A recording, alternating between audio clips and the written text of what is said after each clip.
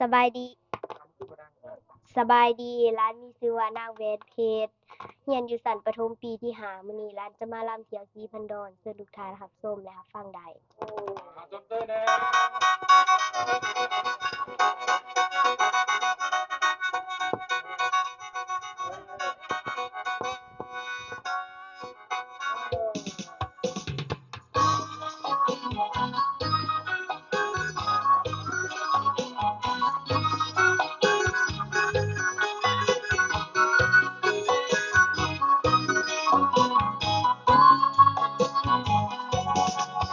อำท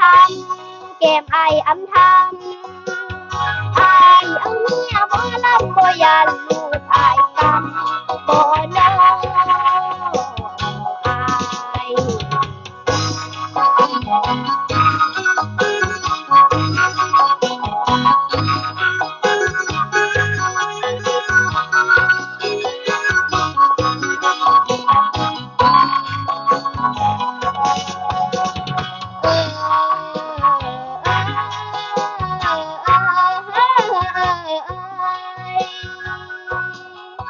แม่นว่าสีพันดอนแดนใต้สิใครก่อนเบิ่งจักวางเป็นเสียงลำภาคใต้ลำให้ทุกท่านฟังเว้าถึงความมั่งคั่งอุดมหังสวยงามสีพันดอนลือน้ำตาเส้งใจกองสมสื่อคนค้านยองสีพันดอนใจต่ำงามหมู่ธรรมศาสตร์เสือเครือไม้ตาดพาเพงเสียงสะดังเป่งเป่งนำต้นตาดลีพีมีมนต์ขังเสน่หาจับกวนไปยามยืนเน้นว่า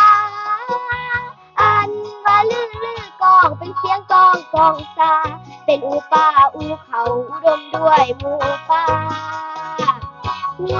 ปลาเอิญปลาค่าปลาวาปลาโคนสีพันดอนข้างมองไว้ปลาเต้นขึ้นใจเองเมื่อหาปลามาได้มีออกแกงปิ่งจีมีเจียวบีเจียวสุกมกต้มปนปลามีทั้งลาบและก้อยซอสแซ่พักพันกินทั้งเผ็ดทั้งมันจนเหงื่อไหลไข้ย้อย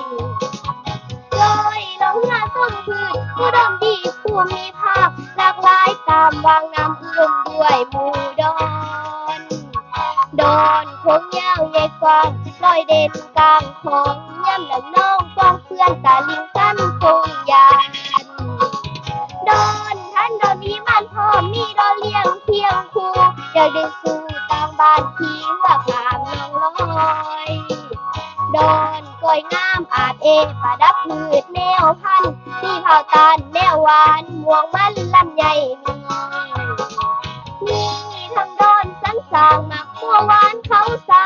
ดอนนั่งว่าคอยมอบอายเป็นสู่ส้ม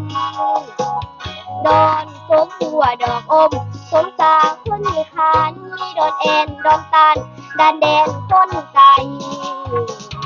เออ